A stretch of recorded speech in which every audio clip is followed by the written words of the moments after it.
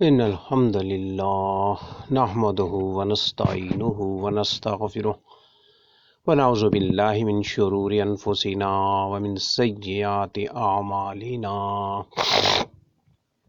من يهده الله فلا مضل له ومن يضلل فلا هادي له وأشهد أن لا إله إلا الله وحده لا شريك له وأشهد أن محمدا عبده ورسوله أما بعد فإن خير الحديث كتاب الله وخير الهدي هدي محمد صلى الله عليه وسلم وشر الأمور محدثاتها فإن كل محدثة بدعة وكل بدعة ضلالة الضلالة في النار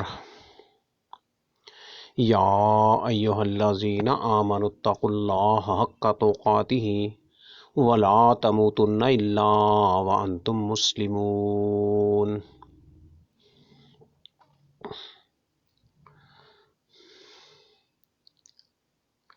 اللہ تعالیٰ نے بندے کو پیدا کیا، تمام مخلوقات کو اللہ تعالیٰ نے، اللہ جل شانہ نے، اللہ وحدہ لا شریک نے پیدا کیا۔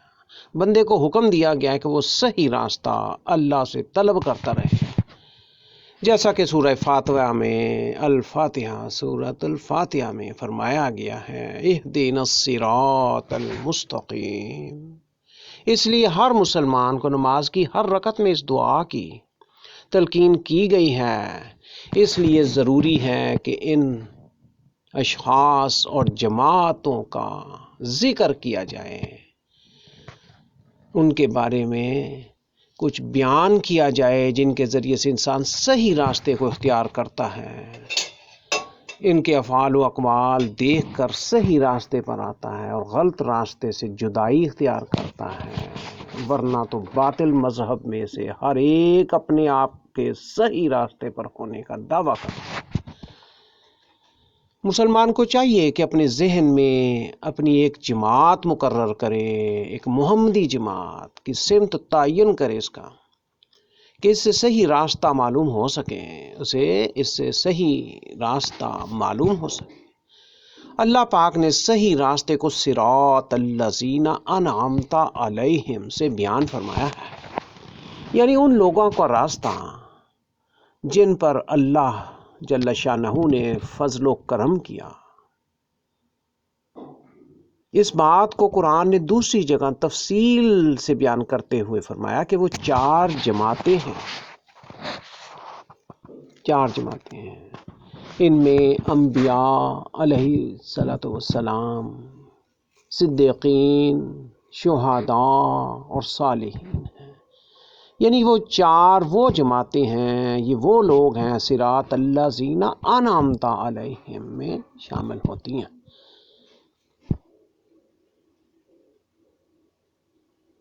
صحیح راستہ ان چار جماعتوں والا ہی ہے۔ ہر بندے کو چاہیے کہ اپنی دعاؤں کے اوقات اور مناجات کے وقت ان چار جماعتوں کو اپنے ذہن میں رکھ کر ان کی راہ طلب کرتا رہے۔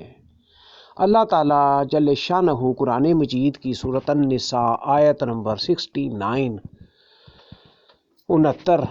نمبر آیت میں فرماتے ہیں، وَمَن يُطِعِ اللَّهَ وَالرَّسُولَ فَأُولَٰئِكَ مَعَ الَّذِينَ أَنْعَمَ اللَّهُ عَلَيْهِم مِّنَ النَّبِيِّينَ وَالصِّدِّيقِينَ وَالشُّهَدَاءِ وَالصَّالِحِينَ وَحَسُنَ أُولَٰئِكَ رَفِيقًا۔ النساء 96 نمبر آیت ہے، النساء۔ ترجمہ: وہ شخص جو اللہ اور رسول کا حکم بجا لائے اور اللہ اور رسول کے حکم کے مطابق عمل کرے تو وہ شخص ان لوگوں کی راہ پر چل رہا ہے جن پر اللہ پاک نے انعام کیا ہے، اور وہ چار قسم کے لوگ ہیں۔ نمبر 1 انبیاء و رسل، نمبر 2 صدیقین، نمبر 3 شہداء اور نمبر 4 صالحین۔ اور یہ چار جماعتیں، چار قسم کے لوگ، نیک قسم کے لوگ، بہترین ساتھی ہیں۔ اس لیے اہدنا الصراط المستقیم میں راہ حق کی دعا آ گئی، اور صراط الذین انعمت علیہم میں رفاقت کی طلب کی دعا ہو گئی۔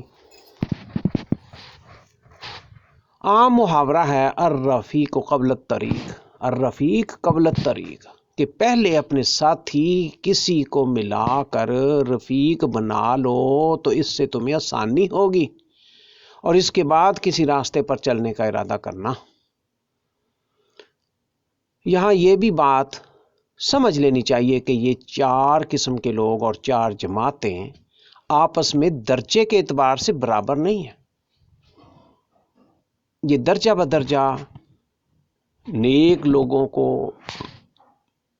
منقسم کیا گیا ہے۔ اس تقسیم میں درجے بتدریج بڑھتے ہیں،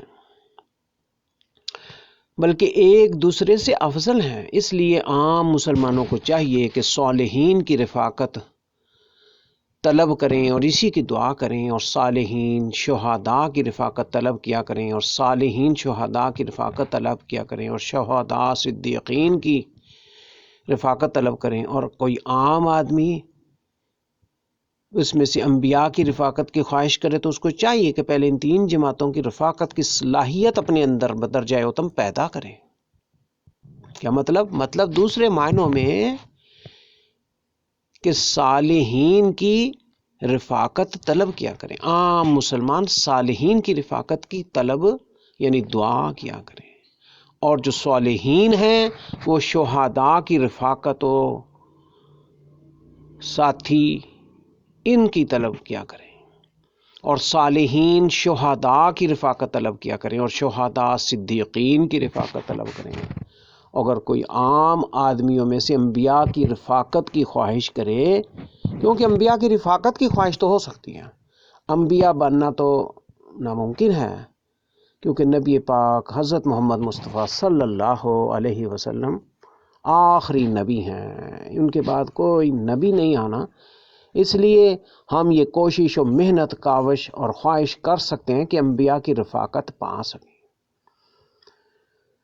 تو چاہیے یہ کہ پہلے ان 3 جماعتوں کی رفاقت کی صلاحیت اپنے اندر پیدا کریں، اس کے بعد انبیاء علیہ السلام کی رفاقت نصیب ہوگی۔ جیسے کہ عام دنیا میں قاعدہ قانون ہے کہ جب کوئی بادشاہ رفاقت میں آنے کا ارادہ کرتا ہے تو اس کو کچھ مراحل سے گزرنا پڑتا ہے، یعنی پہلے افسری اس کی رفاقت، پھر اس کے بعد اس سے بڑے رسالہ دار کی رفاقت، اور پھر رسالہ دار کے بعد بڑے امیر کی رفاقت، اور بڑے امیر یا عہدے دار کی رفاقت کے بعد بادشاہ وقت کی رفاقت ممکن ہوتی ہے۔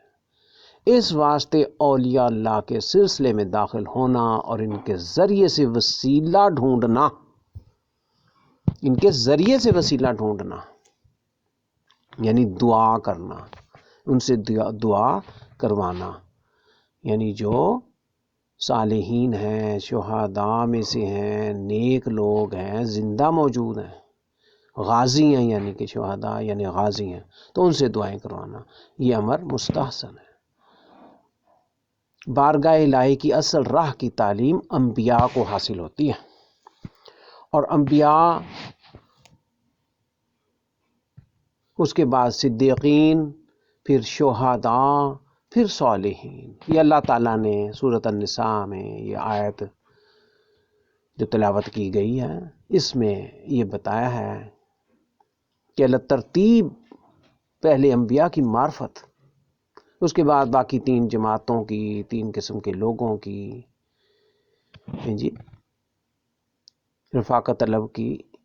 رفاقت کی طلب اور کی راہ، اور ان سے آسانی حاصل ہو سکے۔ اس لیے جب تک کسی شے کی حقیقت معلوم نہ ہو تو وہ کیسے معلوم ہو سکتا ہے؟ سب سے پہلے ہم دیکھتے ہیں کہ نبی کسے کہتے ہیں، نبی کی کیا تعریف ہے۔ حقیقت نبی یہ ہے کہ نبی ایک انسان ہوتا ہے، بشر ہوتا ہے، اور ہر انسان میں 2 طرح کی قوتیں اللہ تعالیٰ کی طرف سے رکھی گئی ہیں۔ پہلی قوت نظریہ، یعنی یہ ایسی قوت ہے جس کے سبب سے انسان اشیاء کو جان سکتا ہے، پہچان سکتا ہے، اور دوسری قوت عملیہ، یہ ہے کہ اس کی وجہ سے نیک اعمال اور بد اعمال انسان سے ظاہر ہوتے ہیں۔ نبی ایک ایسا انسان ہوتا ہے کہ اللہ تعالیٰ اس کو بشری تربیت کے واسطے کے بغیر کامل فرماتا ہے۔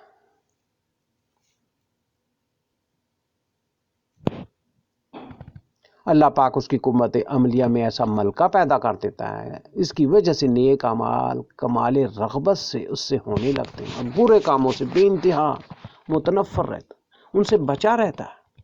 اور جس وقت تجربہ عقل کی انتہا کو پہنچتا ہے، تب اللہ تعالیٰ اس کو مخلوق کی طرف نبی بنا کر بھیجتا ہے اور اس کے سچے ہونے کے لیے معجزات عطا فرماتا ہے۔ انبیاء کے معجزات کئی قسم کے ہوتے ہیں۔ بعض معجزات کا تعلق جن سے کلام سے ہوتا ہے، جن سے کلام سے، جیسے قرآن مجید، قرآن پاک کا نزول۔ بعض معجزات کا تعلق افعال کی جنس سے ہوتا ہے، جیسے نبی پاک صلی اللہ علیہ وسلم کی انگلیوں سے پانی کا جاری ہونا ثابت ہے۔ اور ان معجزات کے ساتھ ساتھ عقلی نشانیاں بھی انبیاء علیہ السلام کو عطا کی جاتی ہیں، اور پھر عقلی نشانیاں کئی قسم کی ہوتی ہیں: اخلاق کا اچھا ہونا، علوم کا سچا ہونا، تقریر کا صاف شفاف ہونا جس سے سننے والوں کو خوب تسلی ہو اور دلیل ظاہر کی ٹوٹ نہ سکے۔ ان سے صحبت بھی پرتاثیر ہوتی ہے، اور ان کی صحبت سے دلوں کو روشنی اور عقل و فہم تقویٰ حاصل ہوتا ہے۔ عام لوگ اور کم استعداد والے ان کے معجزات سے دلیل پکڑتے ہیں،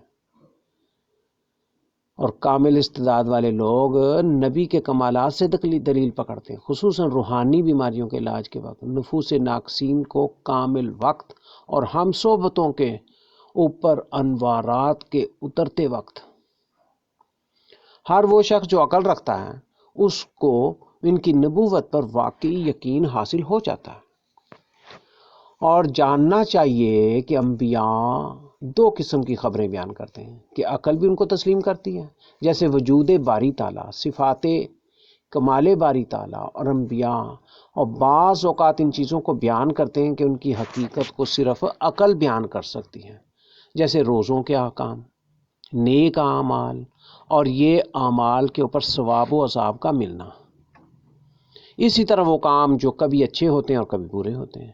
اس لیے اگر معجزے اور عقلی نشانیاں نبیوں کے ساتھ نہ ہوں تو عقل، خصوصاً عوام کی عقل، انبیاء کی بات کو قبول نہیں کرے گی، لہٰذا نبوت کا فائدہ حاصل نہیں ہوگا۔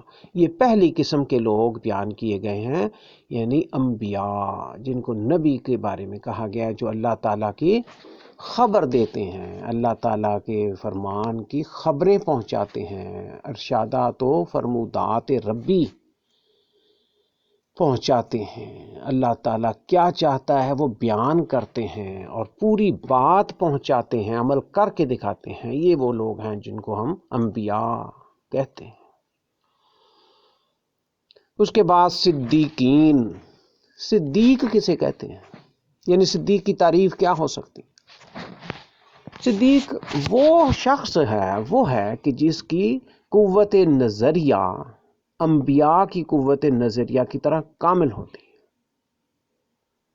اور ابتدا عمر سے جھوٹ بولنے اور منافقت کرنے سے وہ دور رہتا ہے، اور دین کے معاملات میں صرف رضائے الہی کو مد نظر رکھ کر کوشش کرتا ہے۔ اس کے دل میں نفسانی خواہشات کو بہت کم بالکل دخل نہیں ہوتا۔ صدیق کی نشانیاں یہ ہیں۔ صدیق کی نشانیاں کیا ہیں؟ ایک، وہ اپنے ارادے میں کبھی بھی تردد اور شک و شبہ نہیں کرتا۔ صدیقین اپنے ارادے میں پختہ اور شک و شبہ سے بالا تر ہوتا ہے۔ دوران نماز اگر کوئی حادثہ پیش آ جائے تو دائیں بائیں توجہ نہیں کرتا، اور اس کا ظاہر و باطن ایک جیسا ہوتا ہے۔ کسی پر لعنت نہیں کرتا، علم تعبیر خواب جانتا ہے، علم تعبیر خواب۔ یہ صدیقین کی علامتیں ہیں، موٹی موٹی علامتیں۔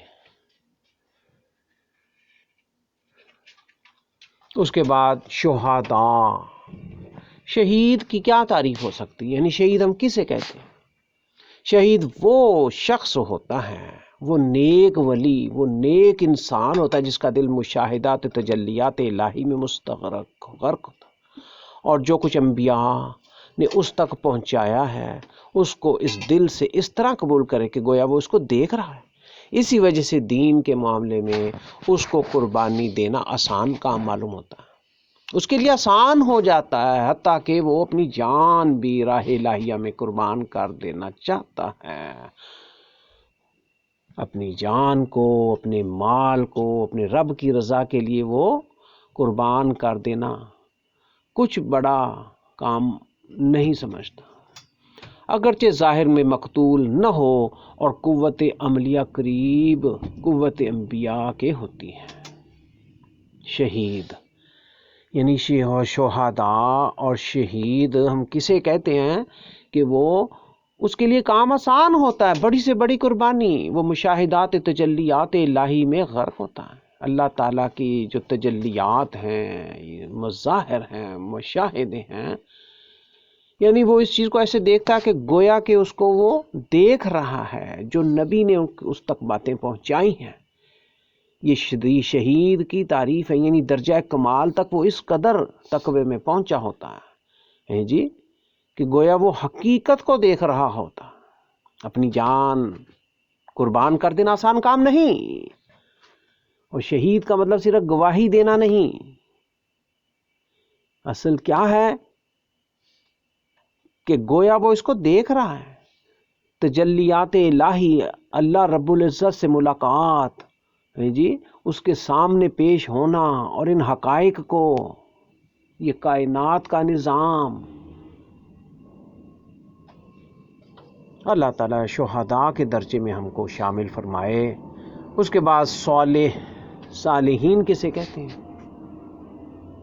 صالح وہ شخص قرار پاتا ہے کہ اس کی دونوں قوتیں، یعنی مرتبہ کمال انبیاء سے کمتر ہوتی ہیں، دونوں قوتیں، قوت نظریہ اور قوت عملیہ، لیکن کامل پیروی کی وجہ سے وہ اپنے ظاہر کو گناہوں سے پاک رکھتا ہے، اور اپنے باطن کو اعتقادات فاسدہ اور اخلاق رذیلہ سے دور رکھتا ہے، اور یاد حق اس کے اندر اس طرح سما جاتی ہے کہ اس میں دوسری کسی چیز کی گنجائش نہیں رہتی۔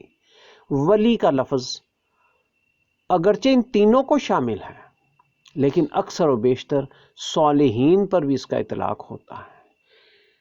صالح کو بھی ولی کہہ دیا جاتا ہے۔ ان چاروں قسم کے لوگوں، یعنی چاروں جماعتوں میں جو مشترک علامات پائی جاتی ہیں وہ کیا ہیں؟ نمبر 1، اللہ تعالیٰ، اللہ سبحانہ و تعالیٰ ان کو دوست رکھتا ہے، اللہ ان کا ولی ہوتا ہے، دنیا و آخرت میں اللہ تعالیٰ ان کا دوست ولی ہوتا ہے، اللہ جل شانہ ان کو دوست رکھتا ہے۔ نمبر 2، اور ان کے رزق کا ضامن خود خدا ہوتا ہے۔ ان چاروں قسم کے لوگوں کو ان کے رزق کا ضامن خود اللہ جل شانہ ہوتا ہے۔ اور نمبر 3، دوران سفر ان کو معیت الہی حاصل ہوتی ہے، یہ سفر کرتے ہیں، مختلف، زندگی ایک سفر کا نام ہے، اس میں سفر میں انسان رہتا ہے، کچھ دیر کے لیے اگر وہ سستا لے، سو لے، یا کوئی مصروفیت، عائلی مصروفیت، کوئی اور دیگر علمی مصروفیت، تو لیکن دوران سفر ان کو معیت الہی یعنی اللہ پاک کا خاص ساتھ حاصل رہتا ہے۔ اللہ پاک ان کو عزت ایسی دیتا ہے کہ وہ بادشاہوں اور امیروں کی خدمت سے بھی راضی نہیں ہوتے، بڑے بڑے بادشاہ ان کی خدمت کرنے پر رہتے ہیں۔ مشہور قول ہے کہ جیسے کنگ فہد، یہ سعودی عرب کا بادشاہ تھا، تو یہ وہاں کے شیخ بن باز کی خدمت، ان کے پاؤں دبانے تک کی، یہ بادشاہ ہیں جی۔ تو اللہ پاک ان کو عزت ایسی دیتا ہے کہ وہ بادشاہوں اور امیروں کی خدمت سے بھی راضی نہیں ہوتے۔ نمبر 5، اللہ پاک ان کو ہمت ایسی بلند کر دیتا ہے، ان کی ہمت ایسی بلند کر دیتا ہے، ان کا عزم و حوصلہ بلند کر دیتا ہے ایسے کہ وہ کبھی بھی دنیا کی آلودگی و نجاستوں سے نہیں راضی ہوتے، ان میں نہیں الجھتے۔ نمبر 6، اللہ پاک ان کے سینے ایسے کھول دیتا ہے کہ دنیا کی محبتوں اور مصیبتوں کی وجہ سے اور قریبی اقربا کے مرنے کی وجہ سے دل تانگ نہیں ہوتے۔ آج ہم دیکھیں کہ ہمارے سینہ کیسے تانگ رہتا ہے دنیا کی محبت میں، ہم مرے چاہتے ہیں۔ کچھ لوگ مصیبتوں میں پڑے ہیں، کچھ سہولتوں میں آسائشوں میں الجھے ہوئے ہیں، دنیا کی محبتوں میں گرے ہوئے ہیں، اور کچھ قریبی اقربا مرنا تو برحق ہے، کل نفس ذائقۃ الموت، لیکن اس کی وجہ سے ان کے دل تانگ نہیں ہوتے، یہ حقیقت ہے۔ نمبر 7، ان کی ہیبت ایسی ہوتی ہے کہ سرکش لوگ اور بڑے متکبروں کے دل میں بھی ان کی ہیبت اتر جاتی ہے، یہ اپنے آپ کو کچھ نہیں سمجھتے، مگر اللہ پاک ان کو بہت بڑا مقام دیے ہوئے ہوتا ہے۔ نمبر 8، اللہ تعالیٰ ان کے کلام اور دم میں برکتیں پیدا کرتا ہے۔ نمبر 9، اور ان کے کاموں میں اور مکانوں میں اور مقاموں میں اللہ تعالیٰ برکت عطا کرتا ہے۔ نمبر 10، ہم صحبتوں کو ان کی برکات عطا کرتا ہے، ہم نشین، ہم صحبت، ان سے فیوز حاصل کرنے والے، ان کی خدمت کرنے والے، ان کے ساتھ رہنے والے، ان کو اللہ تعالیٰ برکات عطا کرتا ہے۔ نمبر 11، ان کی اولاد اور نسل میں اللہ تعالیٰ برکت عطا کر دیتا ہے، برکت رکھ دیتا ہے۔ نمبر 11، ان کی زیارت کرنے والوں اور ان کی پیروی کرنے والوں کو بھی برکات عطا کرتا ہے، یہ دنیا کا سفر اس طرح آسان ہو جاتا ہے۔ نمبر 13، اللہ پاک انہیں اپنے پاس بڑی عزت اور مرتبہ بخشتا ہے۔ نمبر 14، ان کی دعا قبول ہوتی ہے، ان کی دعا قبول ہوتی ہے۔ نمبر 15، بلکہ جو شخص کسی حاجت میں ان کا وسیلہ طلب کر لیتا ہے اس کی بھی حاجت پوری ہوتی ہے۔ جو شخص کسی حاجت میں وسیلہ، اس پر شیخ ابن تیمیہ کی بہت بڑی کتاب ہے کہ وسیلہ اعمال کا، دعاؤں کا، جی کسی شخص سے دعا کروا لینا، تو اگر کسی کی خدمت کی ہوگی بزرگ کی، جو مشہور واقعہ ہے کہ بھائی غار میں اپنے والد کو خدمت کرنا ہے جی، وہ جیسے اس میں 2 3 4 لوگوں کا بیان ہوتا ہے، تو دعا اصل رضا اللہ تعالیٰ کی ہی حاصل کی جاتی ہے۔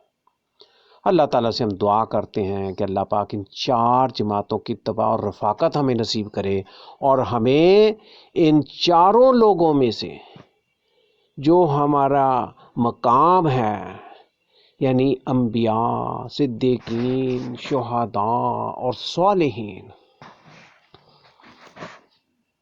یہ آیت بہت واضح کر رہی ہے، وَمَن يُطِعِ اللَّهَ وَالرَّسُولَ فَأُولَٰئِكَ مَعَ الَّذِينَ أَنْعَمَ اللَّهُ عَلَيْهِم مِّنَ النَّبِيِّينَ وَالصِّدِّيقِينَ وَالشُّهَدَاءِ وَالصَّالِحِينَ وَحَسُنَ أُولَٰئِكَ رَفِیقًا، یعنی وہ شخص جو اللہ اور رسول کا حکم بجا لائے۔ اصل بات کیا ہے کہ پیروی، اتباع کس کی ہے؟ وہ شخص جو اللہ اور رسول کا حکم بجا لائے، اس کے پیچھے پیچھے چلے اور نبی کا راستہ اختیار کرے، اللہ اور رسول کے حکم کے مطابق عمل کرے۔ وَمَن يُطِعِ اللَّهَ وَالرَّسُولَ، بات صرف یہی ہے، اتباع کی ہے، زیادہ کی یا کم کی یا عمر کی یا چھوٹے کی یا بڑے کی یا مال کی یا فقیری کی نہیں ہے، امیری اور فقیری کی بات نہیں ہے۔ وہ شخص جو اللہ اور رسول کا حکم بجا لائے، اگر وہ بہت بڑا امیر ہے اور اللہ کے رسول کا حکم بجا لاتا ہے تو سبحان اللہ، اور اگر کوئی فقیری میں ہے غربت میں ہے، مسکینی میں ہے، تو پھر بھی وہ اللہ اور رسول کا حکم بجا لائے اور اللہ اور رسول کے حکم کے مطابق عمل کرے، تو وہ شخص ان لوگوں کی راہ پر چل رہا ہے جن پر اللہ تعالیٰ نے انعام کیا ہے۔ فَأُولَٰئِکَ مَعَ الَّذِينَ أَنْعَمَ اللَّهُ عَلَيْهِم مِّنَ النَّبِيِّينَ وَالصِّدِّيقِينَ وَالشُّهَدَاءِ وَالصَّالِحِينَ۔ اور وہ چار قسم کے لوگ کون سے ہیں؟ انبیاء۔ یہ قرآن بیان کرتا ہے کس قدر انبیاء دنیا میں آئے، کس طرح انہوں نے زندگیاں گزاری، وہ سارے انبیاء کا بہت بڑا ایک سلسلہ ہے۔ یہ قرآن نام لے لے کر بیان کرتا ہے جی۔ وہ کھانے کھاتے تھے، بازاروں میں جانا، رہنا، گھروں میں بیویاں، بچے اور یہ قبائل اور یہ سلسلے۔ مثال طور پر ہم حضرت آدم سے دیکھیں، موٹے موٹے نوح علیہ السلام، حضرت ابراہیم، حضرت موسیٰ، عیسیٰ، یوسف، جی، شعیب علیہ السلام، داؤد علیہ السلام، یعقوب علیہ السلام، اور پھر سرکار انبیاء، امام الانبیاء حضرت محمد مصطفیٰ جو نبی اور رسول ہیں۔ یہ کامیابی والے لوگ ہیں، ان پر اللہ تعالیٰ نے نام کیا ہے۔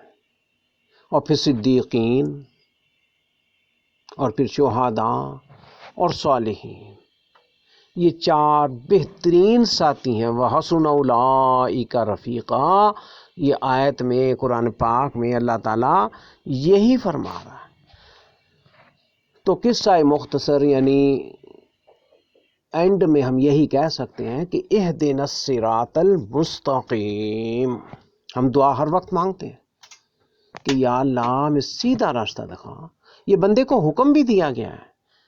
جب سورت فاتحہ میں، یہ قرآن میں نازل ہوئی ہے سورت، اور اس کی بہت بڑی فضیلت ہے اس سورت فاتحہ کی، اس کے اندر یہ خاص موجود ہے، اہدنا الصراط المستقیم، کہ یا اللہ ہمیں سیدھا راستہ دکھا، ہمیں وہ راستہ دکھا جو بالکل سیدھا ہے، جو سیدھا جنت کی طرف جاتا ہے، جو انبیاء کا راستہ ہے، جو صدیقین کا راستہ ہے، شہداء کا راستہ ہے، اور صالحین۔ صراط الذین انعمت علیہم، صراط الذین انعمت علیہم، یہ سورت فاتحہ کھول کے بیان کر رہی ہے، اہدنا الصراط المستقیم صراط الذین انعمت علیہم۔ انہی کے بارے میں فرمایا وَمَن یُطِعِ اللَّهَ وَالرَّسُولَ فَأُولَٰئِکَ مَعَ الَّذِینَ أَنْعَمَ اللَّهُ عَلَیْہِم مِّنَ النَّبِیِّینَ وَالصِّدِّیقِینَ وَالشُّہَدَاءِ وَالصَّالِحِینَ وَحَسُنَ أُولَٰئِکَ رَفِیقًا۔ آج آپ دیکھ لیں انبیاء نے کس قدر تکلیفیں اٹھائیں، صدیقین، پھر شہداء۔ اگر ہم شہداء کو دیکھنا، بدر کے شہداء، جنگ احد کے شہداء، اس امت کے نبی پاک صلی اللہ علیہ وسلم کے دور کے شہداء، اور اس سے پہلے بھی قرآن بیان کرتا ہے، اور دیگر قوموں کے، تو یہ زندگی ایک سفر ہے، اس کو سمجھنا پڑے گا۔ اور صالحین، یہ قرآن بیان کرتا ہے، صالحین کا بھی بیان کرتا ہے، یہ درجہ بدرجہ اللہ تعالیٰ نے بیان فرمائے ہیں۔ تو ہم کس طرف جا رہے ہیں یہ ذرا ہمیں سوچنا چاہیے، ہمیں اپنی سمت، ڈائریکشن، صحیح راستے کو اختیار کرنا چاہیے، ہمیں اپنے افعال و اقوال صحیح راستے پر گامزن رکھنے چاہیے، غلط راستے سے جدائی اختیار کرنا ضروری ہے۔ یہ دیگر باطل مذاہب، بے بہا، اسلام کے علاوہ سب باطل مذہب ہیں، اسلام، دین اسلام کے علاوہ تمام سارے باقی باطل مذہب قرار دیے گئے ہیں، الا یہ کہ وہ اس مذہب سے نکل کر کے دین حق اسلام کی طرف لوٹ آئیں، اس میں آ جائیں۔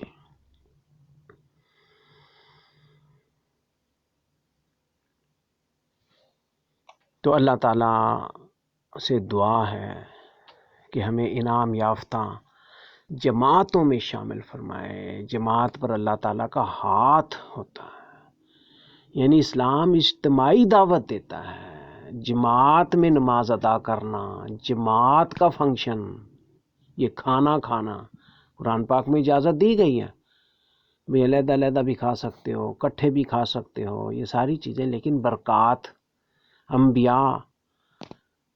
تو اس زندگی کو آسان کرنے کے لیے ہمیں کچھ سمجھنا چاہیے کہ ہم شوتر بے مہار یا بلا سمت چل رہے ہیں، یا کوئی ہماری ڈائریکشن ہے. اسلام ہمیں عقل کا سبق دیتا ہے، افلا تعقلون، کہ تم عقل نہیں کرتے.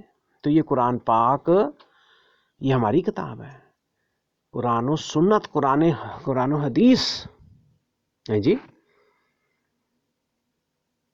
تو ہمیں صراط مستقیم پر چلنے کے لیے کچھ سمجھ چاہیے.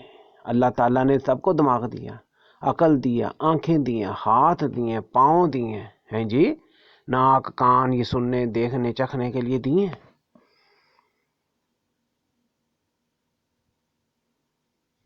تو جانوروں کو بھی یہ دیے. تو مگر ان کو کتنی کو فہم ہے؟ رسی سے باندھ لو تو بندھے رہتے ہیں، کھول دو تو شتر بے مہار. تو جبکہ انسان،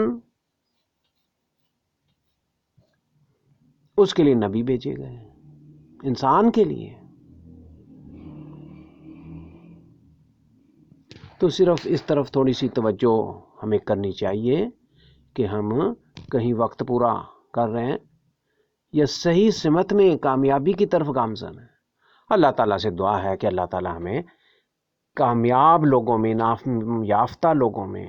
الحمدللہ رب العالمین الرحمن الرحیم مالک یوم الدین ایاک نعبد و ایاک نستعین اہدنا الصراط المستقیم صراط الذین انعمت علیہم غیر المغضوب علیہم ولا الضالین. یہ اصل سمت ہے. سورۃ فاتحہ سمت کا تعین کرتی ہے. اللہ جل شانہ کیا چاہتا ہے، انسان کس طرح رہے، کیا طلب کرے، نعمتیں میں کس کو دوں. یہ بہت بڑا انعام ہے سورۃ فاتحہ اور قرآن مجید. تو ہم ٹائم نکالیں، تھوڑا سا غور کریں اور اپنی سمت صحیح کریں. تو اللہ تعالیٰ نے بہت تھوڑے احکام ہمیں دیے ہیں، ہمارے لیے بہت اجازتیں رکھی ہیں، بہت اختیار دیے ہیں. کوئی تھوڑی بہت پابندی جو ہمیں رکھی گئی ہے وہ ہمیں صحیح راستے پر گامزن کرے گی انشاءاللہ. وآخر دعوانا الحمدللہ رب العالمین. السلام علیکم ورحمۃ اللہ وبرکاتہ.